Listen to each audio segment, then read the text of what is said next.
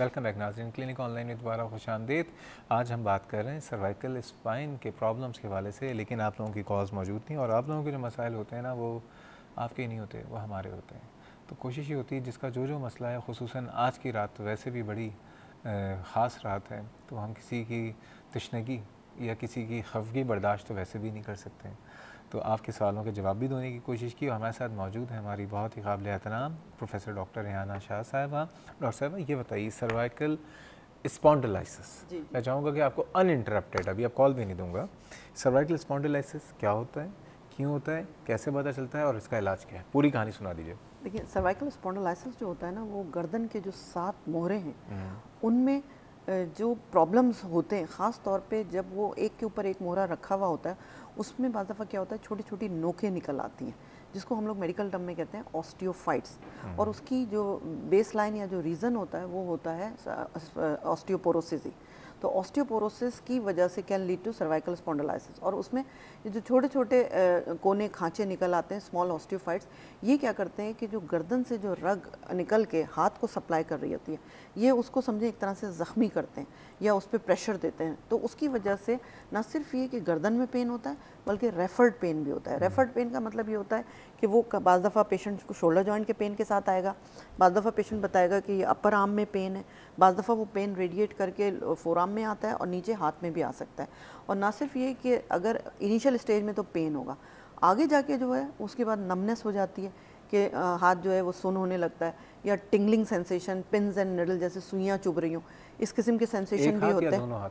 नहीं, एक हाथ डिपेंड करता है। अगर मतलब ऑस्टियो एक्सरे से वैसे डायग्नोस हो जाता है ये कि ये किस तरफ की नर्व पिंच हो रही है। लेकिन इसकी फिर डायग्नोसिस के लिए एक तो सिंपल सर्वाइकल स्पाइन का एक्सरे आप करा लें, एपी लैटरल व्यू, उसमें जो मोरों का जो शेप है, उनकी कंटूरिंग है, उनकी जो स्पेस है, डिस्क के दरमियान जो स्पेस है, और ये ऑस्टियोफाइट्स, ये तो प्लेन एक्सरे पे आपको नज़र आ जाएगा। लेकिन जो ये मैं बता रही थी कि जो रग दब रही है या क्वालिटी ऑफ बोन कैसा है, वो जो है ना, वो एमआरआई से, फिर सर्वाइकल स्पाइन का एमआरआई से डायग्नोस हो जाता है। जिसका डायग्नोस हो गया, जिनको तकलीफ है, वो क्या करें? देखिए, इसमें सबसे इम्पोर्टेंट तो ये होता है कि गर्दन की जो मूवमेंट है ना, उनको कंट्रोल करना पड़ता है। क्योंकि सर्वाइकल स्पॉन्डिलाइसिस से न सिर्फ ये कि दर्द होता है और सुनपना होता है, बल्कि ये रेफर्ड होके सर में भी जा सकता है, तो चक्कर भी आ सकते हैं। मतलब बाज़ दफ़ा लोगों को वर्टाइगो की भी कंप्लेन होती है, या हेडेक की भी कंप्लेन होती है, या आँखों के गिर्द ऐसा लगता है जैसे ब्लैक हेलोज आ रहे हैं, तो ये सब भी सर्वाइकल प्रॉब्लम से रिलेटेड हो सकते हैं। इसमें जो है ना, सबसे इंपॉर्टेंट तो ये कि नेक मूवमेंट को कंट्रोल करना बहुत ज़रूरी है। तो इसमें पहला तो ये है कि आप अपने डॉक्टर के मशवरे से कॉलर ज़रूर पहने।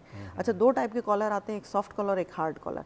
अच्छा, कॉलर ये नहीं है कि आप 24 आवर्स तो कोई भी नहीं पहन सकता, लेकिन ये है कि हाँ, आप कोशिश करें, ख़ास तौर पे जब आप आपका मतलब बाहर निकल रहे हैं घर से, या मोबिलिटी का ज़्यादा है गर्दन, और गर्दन को ना एकदम सडन झटका ना दें।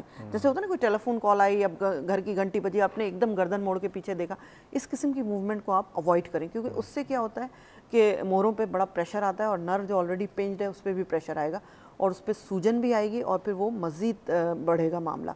तो एक तो सर्वाइकल कॉलर, इनिशियल स्टेज में सर्वाइकल कॉलर हम रिकमेंड करते हैं।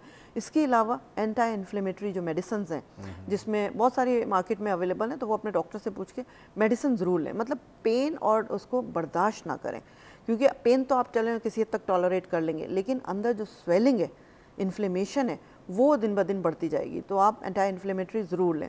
तीसरी चीज़ जो होती है वो जो मतलब रिकमेंड करते हैं, जब नर्व प्रेशर में आ रही होती है, तो न्यूरोटॉनिक्स कुछ होते हैं, जैसे कुछ ऐसी मेडिसिन हैं, पेंटागाबलिन वगैरह, इस तरह से, जो नर्व टॉनिक है। मतलब विटामिन B12 होता है एक्चुअली ये, तो वो नर्व टॉनिक होते हैं, क्योंकि सबसे ज़्यादा जो होती है ना, इसमें विटामिन B12 की ज़रूरत होती है नर्व सिंथेसिस में, या नर्व के जो नर्व का जो ज़ख्मी हो रही होती है उस नर्व की हीलिंग के लिए।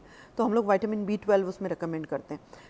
चौथी चीज़ जो है वो फिजियोथेरेपी, मतलब कॉलर हो गया, पेन किलर हो गए, विटामिन B12 हो गया, और physiotherapy is very very important, क्योंकि फिजियोथेरेपी से बहुत रिलीफ मिलता है। क्योंकि जो मसल्स जो होते हैं ना आसपास, जो गर्दन के बीच में तो ये मोहरे जा रहे हैं, लेकिन उसके आसपास जो पट्टे जा रहे होते हैं ना, वो स्पैज़म में चले जाते हैं, मतलब समझे उसमें खिंचाव आ जाता है।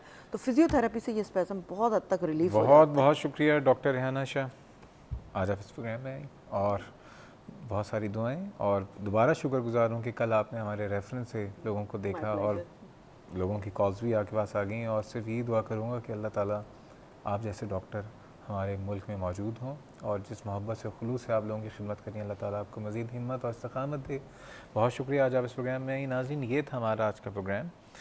और एक बात मैं तमाम डॉक्टरों से करना चाहूँगा आज, जितने भी डॉक्टर हैं, आप बहुत खुशनसीब हैं कि अल्लाह ताला ने आपको एक ऐसा पेशा दे दिया है। पेशा मैं इसलिए कह रहा हूँ, ज़ाहिर बात है कि इस दुनिया में रहते हुए हर इंसान को कुछ पैसे तो कमाने होते हैं ताकि वो अपना भी गुजारा करे, भूखा तो नहीं रह सकता। तो बजाय इसके बहुत सारे प्रोफेशंस होते हैं, लेकिन आप एक ऐसे प्रोफेशन से वाबस्ता हैं कि हमारे यहाँ जहाँ पे इस वक्त बहुत सारे लोगों को तकलीफ़ दे के पैसे कमा रहे हैं, हमारा प्रोफेशन ऐसा है कि हम लोगों की तकलीफ़ सही करके अपना जो है गुजारा कर रहे होते हैं। लेकिन हमारे लिए जो मुक़द्दम है ना, वो लोगों की तकलीफ़ है। तो पहली बात, अगर वो लोग जो कि अफोर्ड नहीं कर सकते और वो आपके पास आते हैं, तो प्लीज़ पैसे ना आने की वजह से उनका इलाज मत छोड़िए, क्योंकि ये आप एक बहुत अजीम काम कर रहे हैं और इस दुनिया में आप अपनी दुनिया तो अच्छी कर ही लेंगे, लेकिन आखिरत में जो उसका अजर मिलेगा वो आपको शायद अंदाज़ा भी नहीं है। और दूसरी बात, हुकूमत वक्त से एक दरख्वास्त करूँगा कि जितने हमारे डॉक्टर्स हैं पाकिस्तान में, आप एक सिर्फ एक कंपैरिजन कर लीजिए। जब आप किसी भी चीज़ की अशिया की कीमत बढ़ा रहे होते हैं, इंटरनेशनल मार्केट से कंपेयर कर रहे होते हैं कि बाहर तो इतनी महंगी है, यहाँ हमारे यहाँ भी अफज़र बात है, तो डॉक्टरों की जो तनख्वाहें हैं ना, उसको भी कंपैरिजन ज़रूर कर लीजिए। बाहर से पता लग जाएगा कि बाहर के मुकाबले में डॉक्टरों को यहाँ पे रोज़गारियाँ मिलती हैं। और ज़ाहिर बात है कि ये कोई भी डॉक्टर खुशी से हड़तालों पे नहीं जाता। सिर्फ दरख्वास्त करूँगा हुकूमत से भी कि लेकिन हर चीज़ बातचीत करके, हड़तालें नहीं। ऐसा ना करें कि डॉक्टर भी हड़ताल में मजबूर हो जाएं। और डॉक्टरों से दरख्वास्त करूँगा कि हड़ताल कर रहे हैं तो प्लीज़ हड़ताल ख़त्म करें, हॉस्पिटल्स में जाइए, बातचीत के ज़रिए मिल मिला के जो है ना मसले का हल निकालें। आज की रात बड़ी खुसूसी रात है, कहा जाता है कि पूरे साल के फ़ैसले होते हैं। बस हमें हम सब के लिए हम जो है दुआ में याद रखिएगा। मेरे वालिद साहब के लिए मैं दोबारा दरख्वास्त करूँगा कि पिछले महीने उस दुनिया से चले गए, उनको भी अपनी दुआ में याद रखिएगा। कल इंशाअल्लाह ताला आँखों के हवाले से बात होगी। इस प्रोग्राम पर कोई फीडबैक या सजेशन हो तो आप मुझे ईमेल कर सकते हैं cliniconline@health-tv.tv या फेसबुक पे जाके क्लिनिक ऑनलाइन के पेज पे अपने सवाल से हमें या अपनी डिमांड से हमें आगाह कर सकते हैं। अल्लाह हाफ़िज़।